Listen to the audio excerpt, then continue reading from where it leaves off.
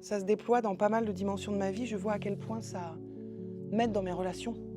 Ma relation à moi, mes relations aux autres. Ça m'a donné des outils concrets de l'assise à l'intérieur. Puis ça m'a appris, là c'est ce dont je me suis rendu compte aujourd'hui, encore grâce au fait d'être assistante et du coup d'avoir ce recul, que en fait j'essayais beaucoup de transformer des parts de moi qui n'étaient pas agréables ou mal vues ou pas correctes. Et là c'est vraiment un accueil, ça me permet vraiment d'accueillir ces, ces parts-là, quoi.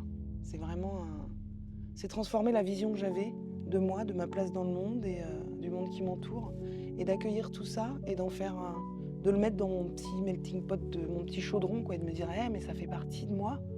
Et en fait, toutes mes particularités sont cool, voilà, peuvent être un cadeau aussi pour les autres. Et ça nourrit vachement mon travail de pédagogue clown, parce que ça s'imbrique tellement bien. Donc au niveau pro, j'ai suivi la formation pro après, le professional training en Angleterre. Donc tout ça en fait que c'est à la fois pro, perso, au niveau de mes relations familiales aussi. Enfin, c'est vraiment dans différentes directions. Et c'est très complet et très concret. J'aime beaucoup, moi étant donné que j'ai suivi le professional training avec Yakov et Susanna, qui sont les fondateurs de la Movement Medicine, donc je connais la source. Et là, je vois ce qu'en ont fait Anne et Nicolas. Donc ils ont vraiment, pour moi, réussi à extraire l'essence de la Movement Medicine, et ils ont créé leur propre approche, leur propre magie, leur propre enseignement, avec tous les outils que Anena a de son côté en danse, et Nicolas dans tout ce qui est lié à l'alchimie, à la poésie, à l'ostéopathie.